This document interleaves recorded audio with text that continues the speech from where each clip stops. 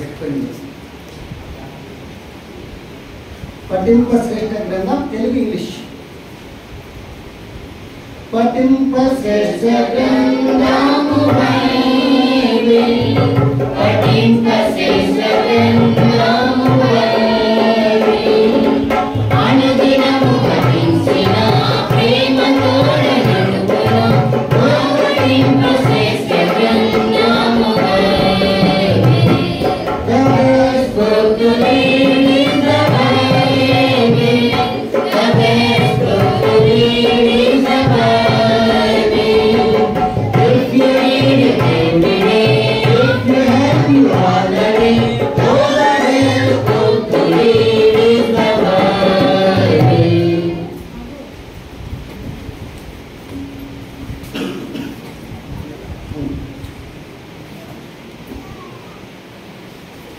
దేవుని యొక్క పరిశుద్ధ గ్రంథంలో నుండి మనకి ఈరోజు బలం ఉండదు. సువార్త ఎవరికైతే రక్షణ లేదు వాళ్ళు ఎంతమంది బాప్తీసం తీసుకొని రక్షణ పొందినారు? ఉండేవాళ్ళు బాప్తీసం తీసుకొని రక్షణ పొంది బలలో పాల్గొనేవారు. ఇంకా వాళ్ళు కూడా రక్షణ పొందాలి. మిగిలిన వాళ్ళు కూడా రక్షణ పొందాలి. ఇక్కడ ఒక లైన్లో 4 ఒక ముగ్గురు లైన్గా ఉండాలి. మీరు ఇద్దరు కూర్చోండి, కొంచెం ఫ్రీగా కూర్చోండి. ఇక్కడ స్థలం ఉంది, ఫ్రీగా కూర్చోండి. రండి దేవుని యొక్క వాక్యంలో నుండి, పరిశుద్ధ గ్రంథంలో నుండి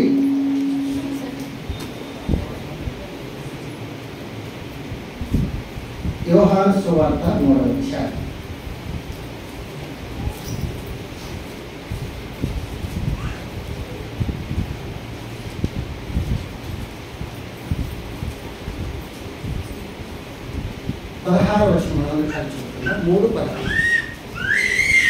యోహాను సువార్త 3వ అధ్యాయం 16వ వచనం.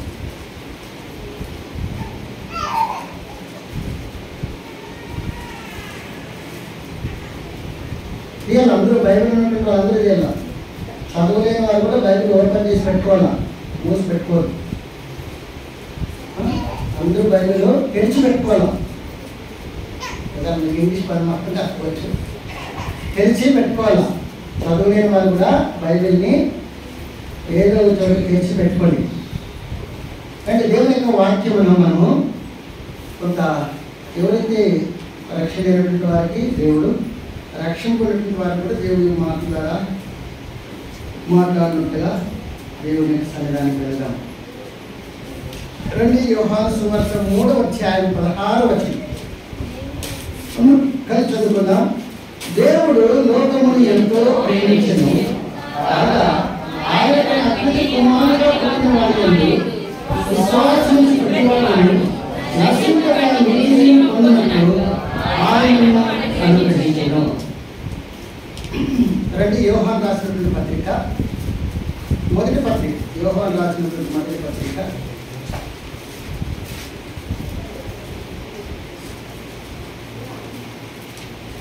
యోహాను రాసినటువంటి మొదటి పత్రిక 4వ అధ్యాయం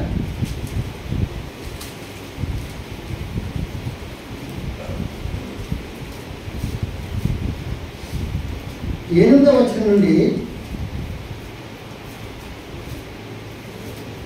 10వ వచనం వరకు మనము చదువుకుందాం. మార్చి చదువు. లేకపోతే 7 నుంచి 10వ వచనం వరకు మనము మార్చి ప్రియులారా, యోహాను రాసినటువంటి మొదటి పత్రిక 4వ అధ్యాయం 7 నుంచి 10వ వచనం, ఈ 4 చరణాలు, 4 వచనాలు. ప్రియులారా, మనం ఒకరినొకరు ప్రేమించము, ఏదైనా ప్రేమ దేవుని మూలంగా కలుగుతున్నది. ప్రేమించి ప్రతివాడు దేవుని మూలంగా పుట్టినవాడే దేవుని ఎరుగును.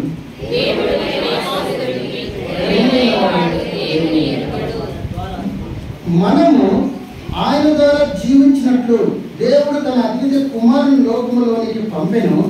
దీని వలన దేవుడు మన యందు ఉంచిన ప్రేమ ప్రత్యక్షపరచబడెను.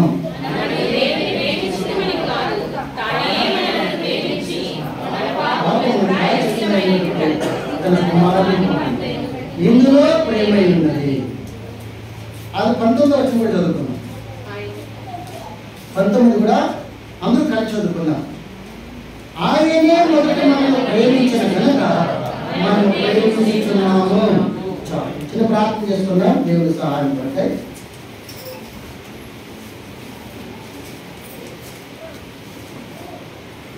మా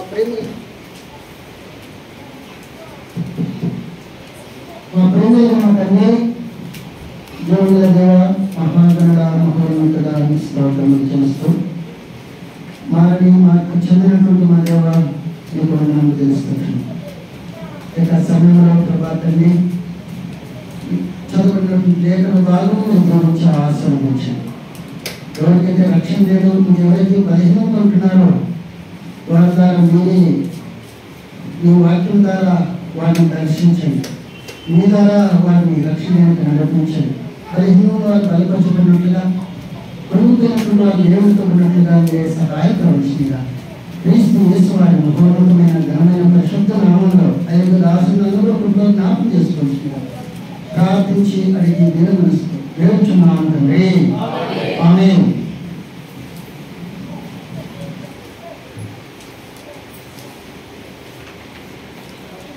చూడండి, మనం చదువుకున్నటువంటి భాగంలో ప్రేమ అనేటువంటి మాట మనం తీసుకొచ్చింది. ప్రేమ, దేవుడు లోకమును ఎంతో ప్రేమించింది అనగా మితి లేనటువంటి ప్రేమ, హద్దు లేనటువంటి ప్రేమ, కొలత లేనటువంటి ప్రేమ. మన ప్రేమకి ఏముంటుంది? లిమిట్స్ ఉంటాయి. మన ప్రేమకి ఏముంటుంది? లిమిట్స్ ఉన్నాయి. భార్య భర్త ప్రేమించే విషయంలో, భర్త భార్య ప్రేమించే విషయంలో, పిల్లల్ని ప్రేమించే విషయంలో, మన స్నేహితులను ప్రేమించే విషయంలో లిమిట్స్ ఉంటాయి. అయితే యేసు ప్రభువారు ఎంతో ప్రేమించినారు.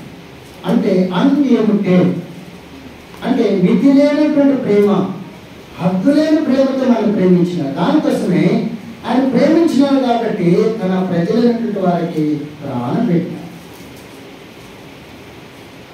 ఆయన మన కొరకై ఈ భూమికి ప్రాణం పెట్టడానికి కొరకై వచ్చినటువంటి వాడుగా ఉంటాడు. నిజమైన స్నేహితుడు తన స్నేహితుల కొరకు ప్రాణం పెట్టును. కాబట్టి దానికోసమే నిజమైన స్నేహితుడుగా ఆయన ఈ భూమి మీదకి వచ్చినాడు. ఆయన నిజమైన స్నేహితుడు. రండి, సామెతల గ్రంథము.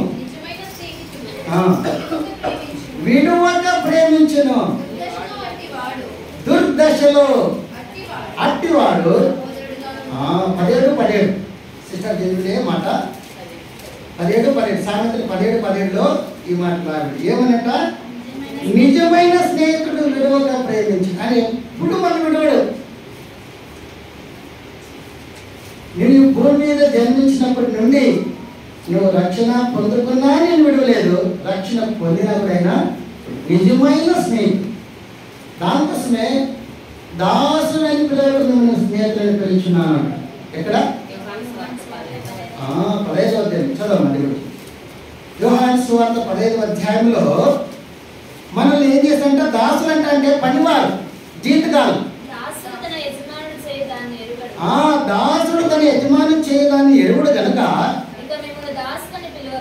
ఇక మిమ్మల్ని దాసులని పిలవక స్నేహితులకైతే ఏం చేస్తాము?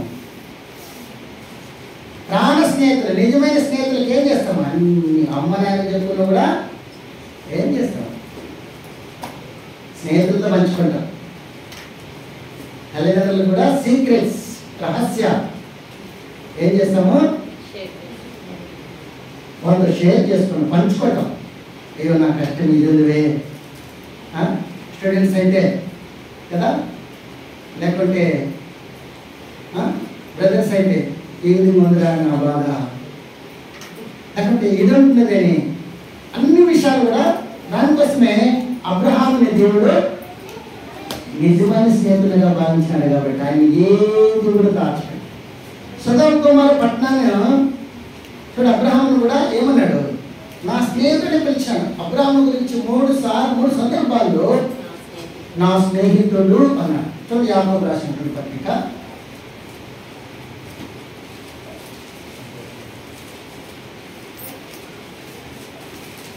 హెబ్రీ తర్వాత ఉంటుంది చూడండి, యాకోబు రాసినటువంటి పత్రిక.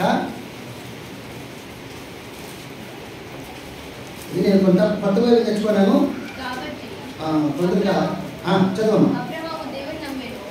అబ్రహాము దేవుని నమ్మెను, అది అతనికి నీతిగా ఎంచబడి 2వ అధ్యాయము 23వ వచనం. అను లేఖనం నెరవేర్చబడినట్లు దేవునికి స్నేహితుడంట. ప్రధానమంత్రికి ఎవరైనా ఫ్రెండ్ ఉంటాడంటో, ముఖ్యమంత్రికి చంద్రబాబుకి నా ఫ్రెండ్ అన్నాడు, ఎట్లుంటుంది ఆ ఫీలింగ్స్? ఎవరైనా చంద్రబాబు నా ఫ్రెండ్, ముఖ్యమంత్రి రేవంత్ రెడ్డి నా ఫ్రెండ్, ప్రధానమంత్రి నా ఫ్రెండ్ అంటే ఆయనకి రాజులకు రాజునటువంటి వారితో ఎవరికి స్నేహం ఉంది? అబ్రహాము ఉంది. దానికోసమే దేవుడు మనల్ని మనం ఎవరు? ఏ భేదము లేదు, అందరూ పాపము చేసి దేవుడు అనుగ్రహించు మహిమను పొందలేకపోతున్నారు. రోమా 3:11 వచనంలో చదవమా. నీతిమంతుడు లేడు, ఒక్కడను లేడు, గ్రహించువాడు ఎవడును లేడు, దేవుని వెతుకువాడు ఎవడును లేడు. అందరూ అందరూ అందరూ త్రోవ తప్పి ఏకముగా పనికి మాలిన వారేది, మేలు చేయవాడు లేడు, ఒక్కడైనను లేడు. కాబట్టి మన స్థితి, మానవుని స్థితి ఎలా ఉంది? కాబట్టి ఎవరైనా చనిపోయినటువంటి వారిని, పాపంలో ఉన్నటువంటి వారిని ప్రేమిస్తారా? ఎవరైనా చెడ్డలని తెలిస్తే వాళ్ళతో స్నేహమో చేయడానికి మనం ఇష్టపడము. చెడ్డలు దొంగలతోనే స్నేహం కదా, వాళ్ళని ఎదుర్కొంటారు. ఇప్పుడు చూడండి, కాలేజీలో కూడా స్టూడెంట్స్ మంచి క్లవర్స్ ఉంటే వాళ్ళే ఫ్రెండ్షిప్ చేస్తారు. లేకపోతే వాళ్ళ యొక్క స్టాటస్ని బట్టి, స్థితిగతులను బట్టి వాళ్ళతో స్నేహం చేస్తారు. పేద వాళ్ళతో స్నేహం చేసేవాళ్ళు తక్కువ. కాబట్టి ఎవరైనా చనిపోయినటువంటి వారితో మంచి వాళ్ళైనటువంటి వారి స్నేహం, అది యేసు ప్రభు వారు. మనం అందరూ చనిపోయి ఉంటున్నాం. డౌటా? చూడండి, దేవుని వాక్యం చెప్తాను రండి. ఆదికాండము 6వ అధ్యాయం 11-12 వచనం. భూలోకములో భూలోకం అంటే ఏమి? లోకం అంటే మట్టి కాదు, లోకం అంటే మనుషులు. లోకం అంటే ఏమి? చెట్లు పొట్లు ఇవా కొండలు కాదు. ఒక కవి అంటాడు, దేశం అంటే మట్టి కాదు, దేశం అంటే మనుషులు. అంటే లోకం అంటే ఏమి? నీవు నేనే, మనం అందరమే, ప్రపంచంలో మానవుడమే. మానవుని యొక్క స్థితి ఎలా ఉంటున్నదో మనం ఇక్కడ చూసినట్లయితే చదవండి 11-12.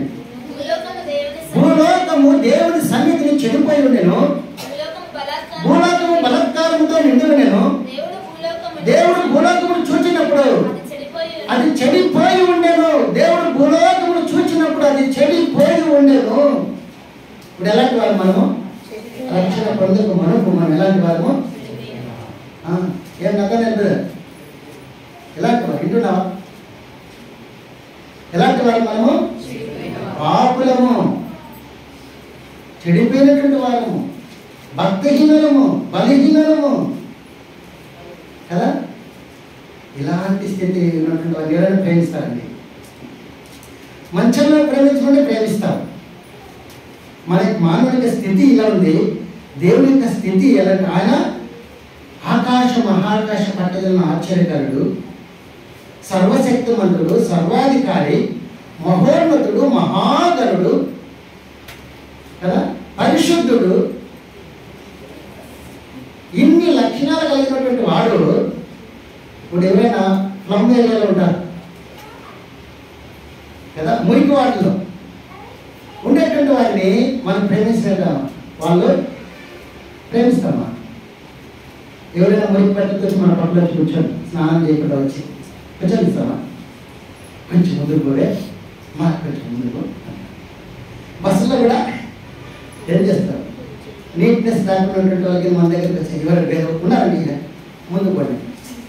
అంటే మన మానవుడి స్థితి ఎలా ఉందంటే ఇలా. అయినా దేవుడు మనకు ప్రేమించి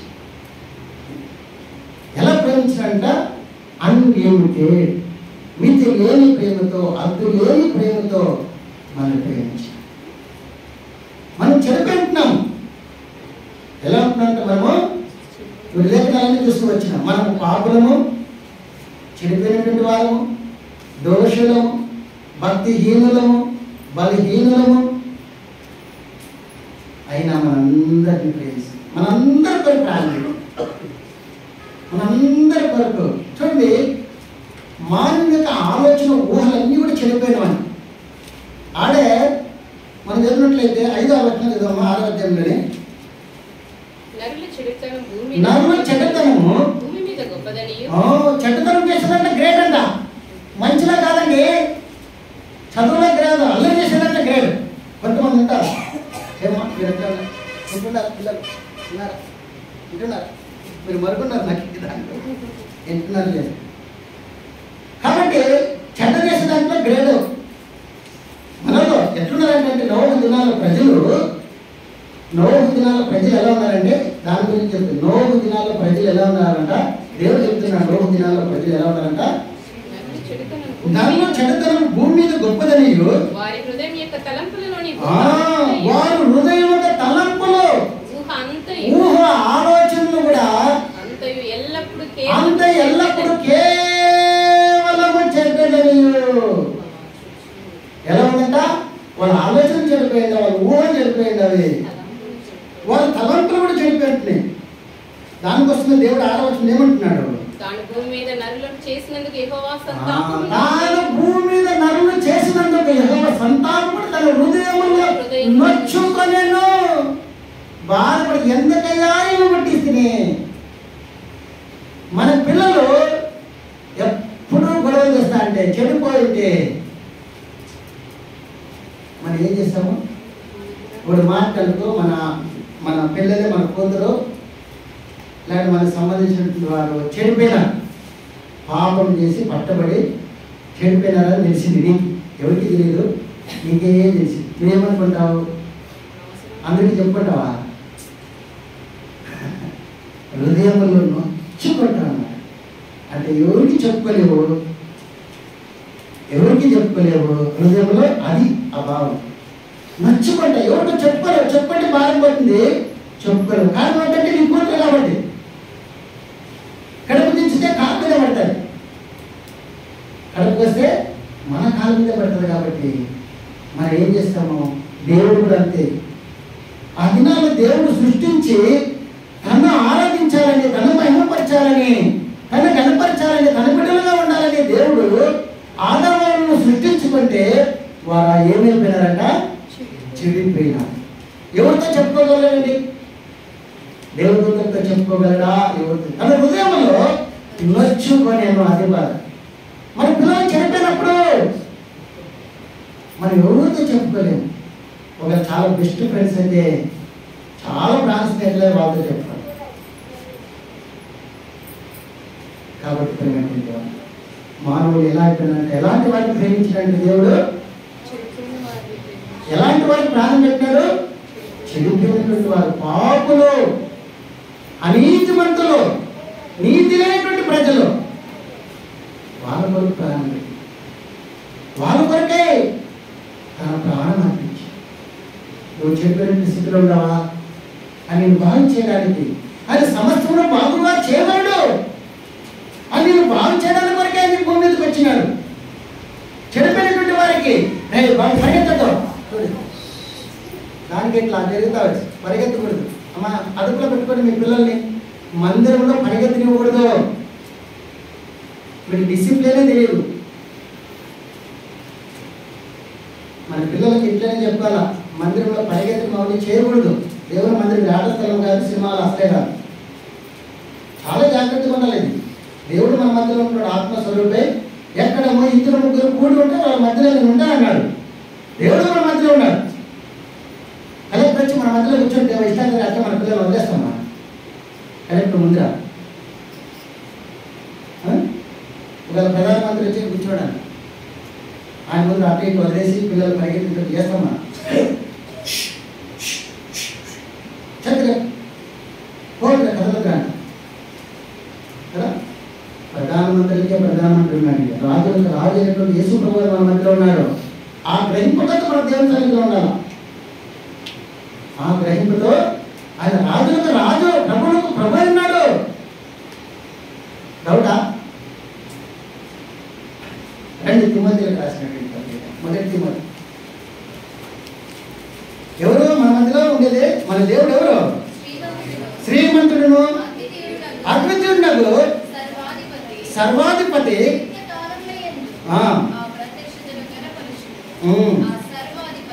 ఆ సర్వాధిపతి, రాజులకు రాజును. అర్థమైందా? ఇది నీ గ్రహింపులో వచ్చి ఎప్పుడే నీ బిడ్డలు అల్లరిగా నువ్వు వదిలే. దేవుని మందిరంలోకి వచ్చినప్పుడు భయంగా ఉండి కూర్చోన్నాయని మనం పిల్లలకు తెలియదు, వాళ్ళకి మనం నేర్పిస్తే వాళ్ళు నేర్చుకుంటారు. కాబట్టి మన పిల్లలకు నేర్పించాలి. వాడు నడవలసిన మార్గం వాళ్ళకి నేర్పము.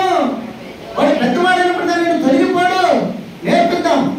మనం నేర్చుకున్నాము, పిల్లలకి నేర్పిద్దాం. వాళ్ళకి ఏం తెలుస్తుంది? వదిలేస్తే పరిగెత్తొచ్చామని పరిగెత్తారు, మాట్లాడొచ్చామని మాట్లాడతారు, తిరగొచ్చామని తిరుగుతారు. అది చేయకూడదు. మనం ఆశీర్వాదం పోగొట్టుకుంటాం, నష్టపోతాం. అది చేయకూడదు. కాబట్టి మన వాటిని లేదు. కాబట్టి ఎలాంటి స్థితిలో ఉన్నటువంటి వారిని దేవుడు ప్రేమించినాడు. చూడండి, అంత మాత్రం కాదంట. ఆదికాండం 8:20 మానవుని స్థితి ఎలాంటి వారిని ప్రేమించినాడు అనే దాని కొరకే మీకు బాగా ఈ విషయాలు తీసుకొస్తున్నాం. 8:20 ఆదికాండం 8:20. నాకు ఇవన్నీ నోటికే, మీరు చదవాలని.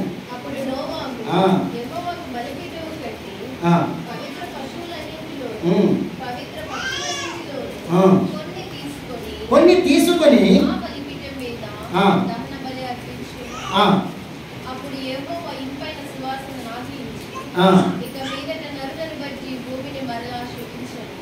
ఇరవై 21 చదువుతాను.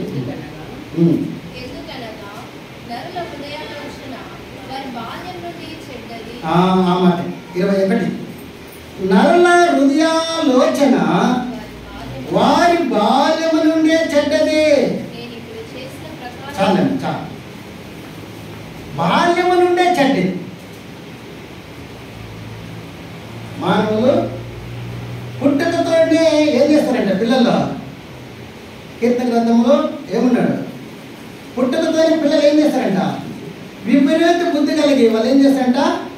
అబద్ధాలు ఆడతారంట. పుట్టుకతోడనే మనమేం వాళ్ళకి నేర్పిమో, అయినా వాళ్ళ అబద్ధాలు ఆడతారు. పుట్టుకతో ఎవరైనా అబద్ధాలు నేర్పించే ఏదైనా ప్రాక్టీస్ ఉంటుంది మనకి? పిల్లలకి ఎవరికైనా నేర్పిస్తామా? ఎవరు నేర్పించు? మీరు అబద్ధాలు ఆడేది ఎవరైనా ఎక్కడ నేర్పిస్తారా? నేర్పించు. అయితే ఎందుకోసం అంటే అబద్ధానికి జనకుడైనటువంటి శాతం మన మిత్రుడు అయినటువంటి విన్నాడు కాబట్టి ఆ నేచర్, ఆ స్వభావం మనలో ఉంది. వారి పుట్టుకతోనే అబద్ధములు ఆడుదురు అనేటువంటి మాట దేవుని యొక్క పరిశుద్ధ గ్రంథంలో రాయబడింది. కాబట్టి మన నేచరే పాపముతో ఉంటున్నది. కాబట్టి ఆ స్వభావాన్ని మార్చడానికి కొరకై యేసు ప్రభువు 2025 సంవత్సరాలకు ఈ భూమి మీదకి వచ్చి మన కొరకై కలవరిగిరిలో ప్రాణం పెట్టినాడు. ఎంతగా ప్రాణం పెట్టాడంటే తన ప్రాణము పెట్టినంతగా, తన ప్రాణం పెట్టినంతగా నన్ను ప్రేమించి ఏం దారిపోసినాడని చూసాను? మనం ప్రాణమే దారిపోసినాడు. ఎవరైనా ప్రాణం ఊరికే మాట వలసి అంటాం స్నేహితులు, నీ కొరకు నేను ప్రాణం అని ఇస్తాను. లవర్స్ అనుకుంటూ ఉంటాను, నీ కొరకు నేను ప్రాణం అని ఇస్తాను. ఆ సమయం వచ్చేదానికి మనం కూడా పేదలు లాంటి వారినే. పేదలు ఏమన్నాడు? నీ కొరకు నేను జైల్లోకి వచ్చడానికి రెడీనే, ప్రాణం పెడతానయా అన్నాడు. కరెక్ట్గా ఆయన పట్టుకునేటప్పటికే ఎవరో నాకు తెలియదు, ఎవరో ఆయన నేను ఎరగను, మీరు ఎవరి గురించి చెప్తాను నాకు తెలియదే, నువ్వు ఆయన శిష్యుడే, అమ్మే అలా అవుతుంది, ఏదో పొరపాటు పడుతుంటున్నాడు. ఎలాంటి వారిని ప్రేమించిన? అబద్ధికులైనటువంటి వారిని ప్రేమించిన. ఎలాంటి వారిని ప్రేమించినండి? చెడిపోయినటువంటి వారిని ప్రేమించిన. ఎలాంటి వారిని ప్రేమించినంటే భక్తిహీనులు ప్రేమించిన. చూడండి దేవుని యొక్క వాక్యంలో మీకు విషయాలన్నీ కూడా కొన్ని విషయాలు రోమీయులకు రాసిన పత్రిక 5వ అధ్యాయం చదవండి. 5 నుంచి కొన్ని వచ్చిన రోమా 5. ఏలైనగా బలహీనులు ప్రేమించినాడండి. భగవంతులు కాదు, మనం ఆత్మీయంగా బలహీనులు. చదువుమా. క్రీస్తు యుక్త కాలమున భక్తిహీనులు, మనము భక్తి పనులు కాదు, భక్తిహీనుల కొరకు ప్రేమించినాడు. నీతిమంతుని కొరకు సహితం ఒకడు చనిపోవుట అరుదు, మంచివాని కొరకు ఎవడైనా ఒకవేళ చనిపోవ తెలిపవచ్చును. అయితే దేవుడు మన ఎడల తన ప్రేమను వెల్లడిపరుచుచున్నాడు. ఎట్లనగా మనం ఇంకను పాపలమై ఉన్నగాని క్రీస్తు మన కొరకు చనిపోయాను. ఆయన రక్తం వలన ఇప్పుడు నీతిమంతులముగా తీర్చబడి మరింత నిశ్చయముగా ఆయన ద్వారా ఉగ్రత నుండి రక్షింపబడుదుము. దైవోగ్రతకు పాత్రలమా, దేవుడు ఉగ్రతకు పాత్రలేంటిమే, అలాంటి వారిని ప్రేమించినాడు. శత్రువులమై ఉండగా ఆయన కుమారుని మరణం ద్వారా మనము దేవునితో సమాధానపరచబడిన ఎడల సమాధానపరచబడిన వారమై ఆయన జీవించుట చేత మరి నిశ్చయముగా రక్షింపబడుదుము. కాబట్టి ఎలాంటి వారిని ప్రేమించాలి? శత్రువులను ప్రేమిస్తామండి. శత్రువులు ప్రేమిస్తాము. శత్రువుల కొరకు ప్రాణం పెట్టాడండి. మనం శత్రువులమై ఉండగా మనం ప్రేమించాలి. ఎలా అంటే ఒక నిజమైన స్నేహితుడు ఎలా ప్రేమిస్తాడో అలా ప్రేమించాలి. దానికోసం మనం దాసులను కనుక ఆయన స్నేహితులను పిలుస్తూ వచ్చిన నిజమైన స్నేహితుడు విడువక ప్రేమిస్తాడు. కాబట్టి ఆయన నిజమైన స్నేహితుడు యేసు ప్రభువు. ఆయనతో స్నేహం చేస్తే నీకు ఆశీర్వాదమే, నీకు దుర్దశ అనేది ఉండదు. సహోదరుడుగా ఉంటాడు. మనమందరూ కూడా సహోదరులమే, బ్రదర్స్ అండ్ సిస్టర్స్. యేసు ప్రభు అన్నాడు. అమ్మ ఎక్కడుంది? మత్తయి సువార్త. మనమందరూ ఎవరంట? నువ్వు ఏ ప్రాంతం వారైనా,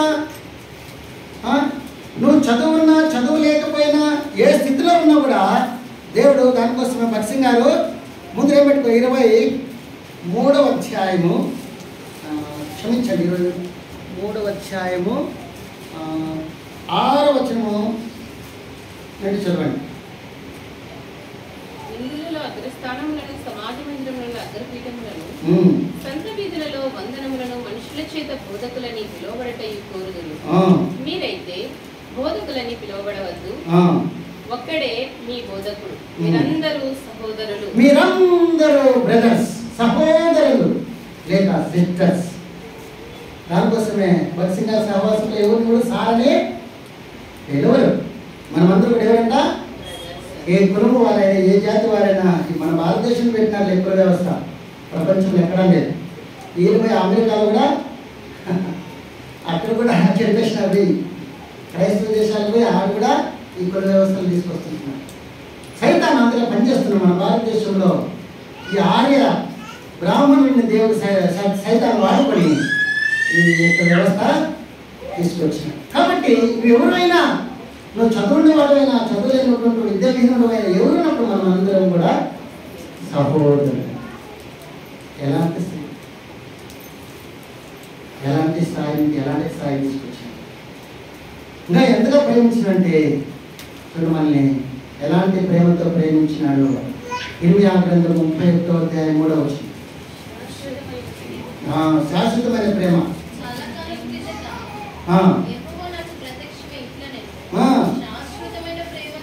శాశ్వతమైన ప్రేమతో ఎవరైనా పర్మనెంట్గా ప్రేమిస్తామండి. మన ప్రేమలో తేడా అయిపోతుంది. కొత్తగా పెళ్లి చేసుకున్న భార్యను బాగా ప్రేమిస్తాము, భర్త బాగా ప్రేమిస్తాం. కొత్తగా స్నేహం చేసుకున్నప్పుడు కొత్త స్నేహితులు బాగా ప్రేమిస్తాం. క్రమేణా ప్రేమ అనేది చల్లారిపోతుంది కదా. కొత్తగా పెళ్లి చేసుకున్నంత భార్య భర్తల ప్రేమ ఉంటుందా? ఒక 2-3 బిడ్డలు దానికి ప్రేమ క్రమేణా తగ్గింది. అంటే దేవుడు అయితే ఏం చేస్తున్నాడంటే పర్మనెంట్ లవ్, శాశ్వతమైన ప్రేమతో నేను ప్రేమించుతున్నాను, విడవక అతని ఏడల కృప చూపుచున్నాను. అని విడిచిపెట్టే దేవుడు కాదు. ఎలాంటి దేవుడు నేను ప్రేమిస్తున్నాడు తెలుసా? విడిచిపెట్టే దేవుడు కాదు. నిండా రక్షణ లేక కొండలు పడిపోయి ఒక మామకాస్త క్రైస్తవుడు కన్నాము. దేవుడు అంటున్నాడు, ఇదే అనుకూలం, ఇదే రక్షణ దినము. ఎంత గొప్ప రక్షణ నిర్లక్ష్యం చేసి ఎలాంటి తప్పించుకుంటావో మోసపోబడి దేవుడు వెక్కడిపోవాడు. ఏ పంట విత్తుతావు అదే పంటకు వస్తావు. పాపంలో జీవితం మరణము, నిత్య నరకం, అగ్నిగుండము. ఆ అగ్నిగుండము రక్షించడానికి వరకు యేసు ప్రభువు ఈ భూమి మీదకి వచ్చినాడు. ఎవరు కావాలనుకున్నాము? ఇంకా పోస్ట్ పోన్ చేస్తుంటాము, వాయిదా చేస్తుంటాము. ఈ గుడ్ ఫ్రైడే రోజున దేవుడు నిన్ను ప్రేమిస్తున్నాడు. నీ స్థితి ఏమిటో చూపించినాడు. ఆయన యొక్క స్థాయి ఏమిటో చూపించినాడు. మన స్థాయి ఏమిటో చూపించినాడు. ఆయన సర్వోన్నతుడు, పవిత్రుడు, నిర్దోషి, దోషములైనటువంటి వాడు, పాపములలో చేరక ప్రత్యేకముగా ఉన్నటువంటి దేవుడు. ఆ దేవుడు నేను ప్రేమిస్తాను. నీ కొరకై తన ప్రాణం పెట్టాడు. నీ కొరకై తన ప్రాణమే పెట్టాడండి.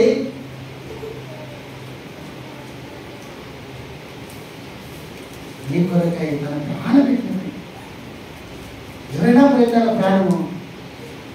ఒక బాటలు రక్తమే ఏంటంటే వెనక ముందు ఆలోచిస్తాడు, వెళ్ళవద్దు, నేను రక్తమే ప్రాణము. ఒక బాటలు అనారోగ్యం ఉంటుందా, నేను రక్తహీనత ఉంటున్నానంటే, మా బంధువుల్లో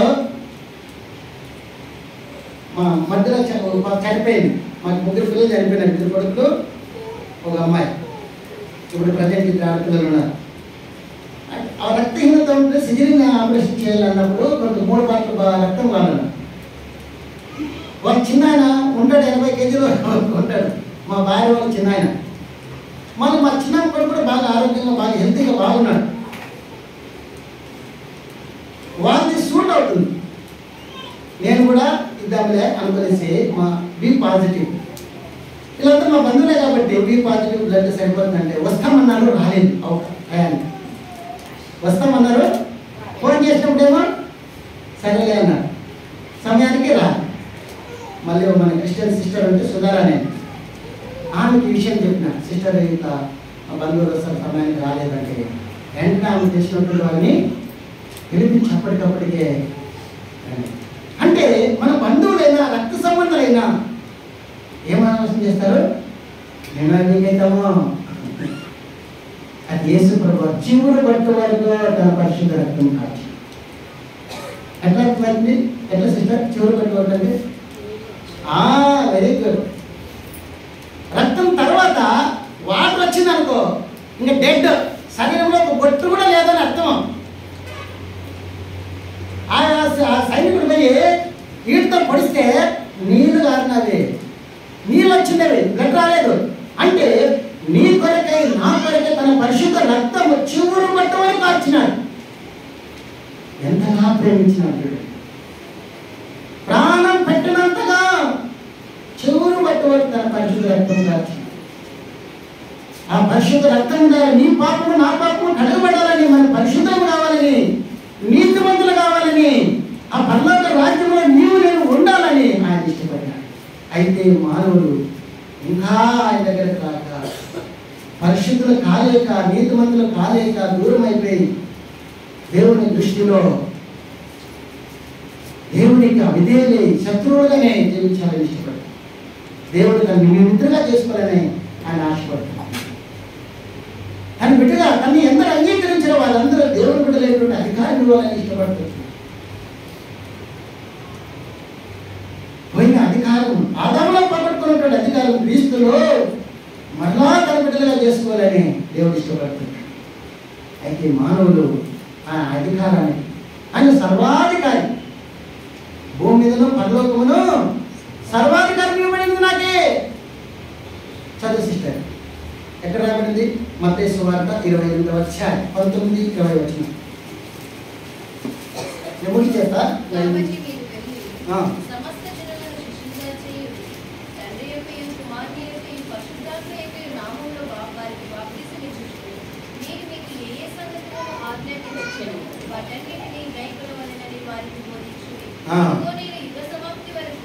ఇదిగో నేను యుగ సమాప్తి వరకు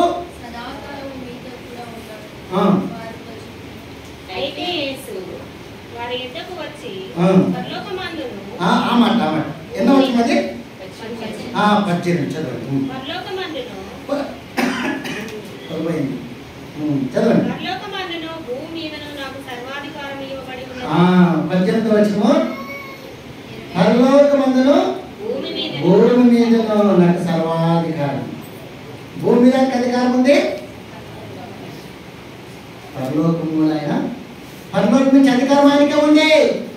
పాపం క్షమించే అధికారం ఆయనకే ఉంది. తన బిడ్డగా చేసుకునే అధికారం ఆయనకే ఉంది. కాబట్టి ఆయన సర్వాధికారి. ఆయన ఎందుకు వచ్చిన నేను ఎంత మాత్రం ద్రోసవేయమని, ఇదిగో తలపు నీ హృదయమే తలపునందు నిలుచుని నేను తట్టుచున్నాను. ఎవరైనా నీ హృదయపు వాక్యం తీస్తే నీ హృదయంలోకి నేను వస్తానని ఆయన ఆశపడుతున్నాను. ఓ సహోదరి సహోదరుడా, ఎంతకాలంగా వాయిదాలు వేస్తుంటావు? నేను ఎంతగా ప్రేమిస్తున్నానంటే మితి లేని ప్రేమతో నేను ప్రేమించాను. ప్రాణం పెట్టినంతగా నేను ప్రేమించాను. కొలత లేని ప్రేమతో నేను మహాప్రేమ చూపినానంట. ఏ ప్రేమ ఇది? మహాప్రేమ. ఎక్కడ మహాప్రేమ? ఎఫెసీయులకు రాసిన పత్రిక 2వ అధ్యాయం. ఆయనను 4-5 వచనాలు కలిసి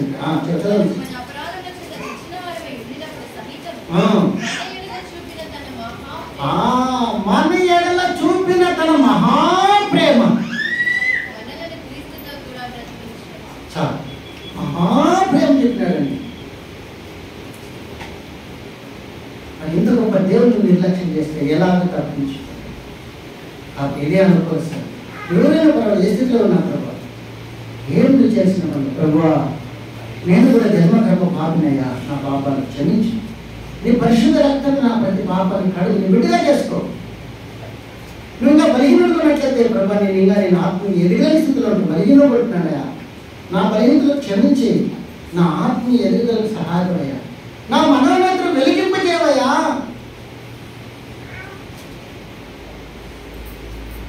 కాబట్టి సూక్ష్మంగా మోక్షం. కాబట్టి కుమారా, నీ హృదయం నాకు ఇవ్వు. నీ చెప్పినటువంటి హృదయం అన్నిటికంటే మోసకరమైనది, ఘోరమైన వేదనలు దాన్ని గ్రహించే వాళ్ళు ఎవడు అంటారు. హృదయం అన్నిటికంటే మోసకరమైనది, అది ఘోరమైన వ్యాధి.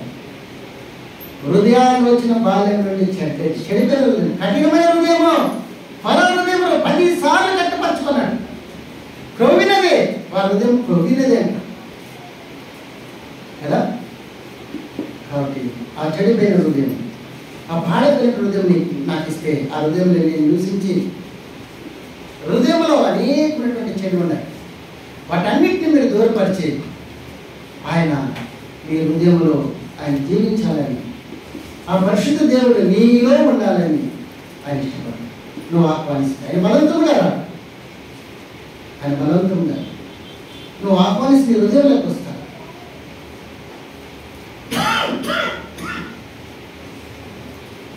నీలో నివసిస్తాడు, నిన్ను ఆశీర్వదిస్తాడు. నువ్వు చనిపోయినాక నీకు తోడుగా ఉంటాడు, నీకు సహాయపడతాడు. నీ ప్రతి విషయంలో ఆయన కృపనిస్తాడు, నీకు జ్ఞానం ఇస్తాడు, నీకు అన్ని విషయంలో నీకు తోడుగా ఉంటాడు. కాబట్టి నువ్వు రక్షణ స్థితిలో ఉన్నట్లయితే ప్రభువు యేసుక్రీస్తుని విశ్వాసం వచ్చు. అప్పుడు ఏమైంది? మాటిమాటికి అప్పుడు నీవును నింటి వారిని గొప్ప ఆత్మరక్షణ పొందుతారు. ఆత్మరక్షణ ఎవరి దగ్గర?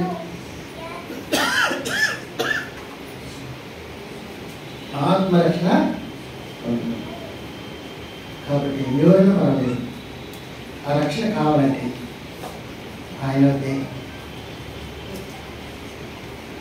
వద్దే సంపూర్ణ విమోచన ఉంది. ఆయన యొక్క సంపూర్ణ విమోచన ఉంది, ఆయన యొక్క రక్షణ ఉంది, ఆయన వద్దే రక్షణ ఉంది, ఆయన యొక్క కృప ఉంటుంది. కాబట్టి ఆ రక్షణ నుండి రక్షించి ఆయన యొక్క సంపూర్ణ విమోచన ఉందండి. సో 130 కీర్తనలో గురించి చదివిస్తాను, నేను వివరించను. కానీ విషయం ఆయన ఎందుకు వస్తే నేను ఎంత మాత్రమే తోలుతున్నా, ఆయన ఎందుకు వస్తే విశ్రాంతి, ప్రయాసపడి భారం వచ్చి సమస్య తెలియరా నా ఎందుకు రండి. ఆయన ఎందుకు వస్తే ఏముంది? విశ్రాంతి, నెమ్మది, శాంతి, సమాధానం ఉంది. 130 కీర్తనలో ఆశ పెట్టుకోనము, కృపనిస్తాడు. ఆయన యొక్క సంపూర్ణ విమోచన, విడుదల కలుగుతుంది. దేవుని దగ్గరికి వస్తే దప్పికొన్న వాళ్ళారా నీళ్ళెందుకు రండి అంటున్నాడు. ఆత్మీయంలో దప్పికొన్నట్లయితే నాగబట్టి చదవమ్మా.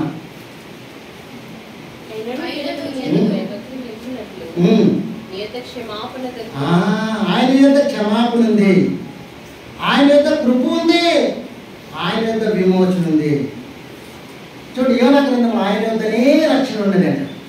2వ అధ్యాయం, యోనా గ్రంథము 2వ అధ్యాయంలో ఈ మాట ఆయన యొద్ద ఏముందంట?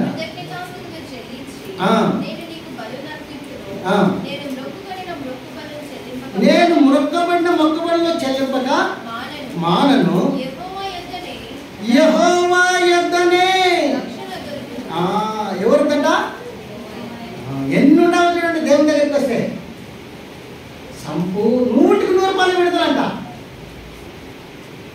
100% పాప శాపం నుండి, పాప బంధకముల నుండి నీకు దేవుని విడుదలండి. కాబట్టి నువ్వు ఏం చేసిన పని, ప్రభువా నేను కూడా నా ఆజ్ఞయ్యా, నా పాపాలు క్షమించండి, పరిశుద్ధ రక్తంలో నా పాపను కడిగి విమోచన, విడుదల అనుగ్రహించి విడిగా చేసుకుంటే తను విడిగా చేసుకో. ఇప్పుడు ఇది ఉండేంత వరకు నేను కాపాడుతాను. చనిపోయిన మోక్షాన్ని ప్రార్థన చేసుకోండి. దేవుడి వాక్యం తీసుకుంటారు.